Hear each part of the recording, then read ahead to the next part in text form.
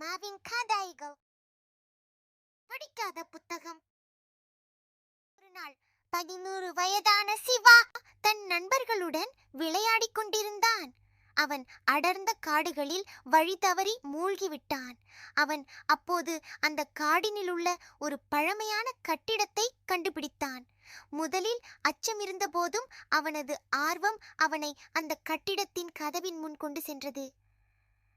அந்த கட்டிடத்துக்குள் நுழைந்த சிவா அங்கு நிறைய புத்தகங்களை பார்த்தான். அவன் அவற்றுள் ஒன்றை அதன் விசித்திரமான தோற்றத்தால் எடுத்துக்கொண்டான்.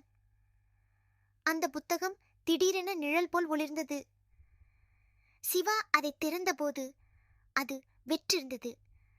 அவன் யோசித்தான், இதில் வரலாற்று கதைகள் மற்றும் ராஜரின் கதைதான் இருக்கும் என்று எண்ணினான்.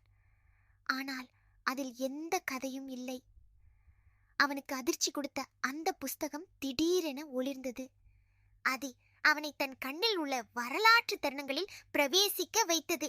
சிவா பல வரலாற்று காட்சிகளை காணத் தொடங்கினான். நூலகத்தில் துவங்கிய அவனது பயணமும் முடிந்து திரும்பி வந்தான். அப்போது அவன் புஸ்தகத்தை எடுத்து வெளியே செல்லும் போது அது திடீரென அங்கிருந்து மறைந்தது. அவன் அந்த புத்தகத்தை வெளியே கொண்டு செல்ல முடியவில்லை. அடுத்த சில நாட்களில் சிவா அந்த இடத்திற்கு சென்று வந்தான்.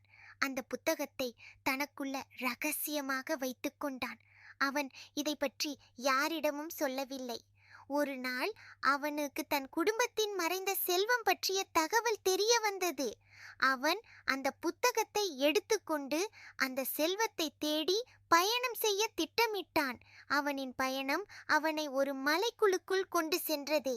அங்கு அவனை ஒரு பெரிய முனி போன்ற உருவம் தடுத்து நிறுத்தியது. சிவா கடுமையாக போராடி சிக்கல்களை தாண்டி சொத்தை எடுத்து வெளியே ஓடி வந்தான். ஆனால் அவன் புத்தகத்தை தவற விட்டுவிட்டு வெளியே வந்தான். இப்போது சிவா புத்தகத்தை மீண்டும் எடுக்க முயற்சித்தான்.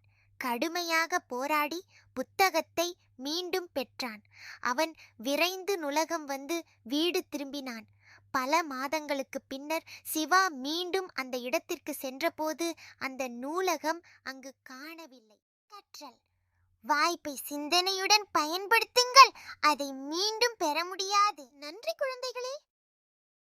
நம்ம சேனலுக்கு லைக் பண்ணுங்க, கமெண்ட் பண்ணுங்க, பெல் பட்டனை அழுத்துங்க, சப்ஸ்கிரைப் பண்ணுங்க.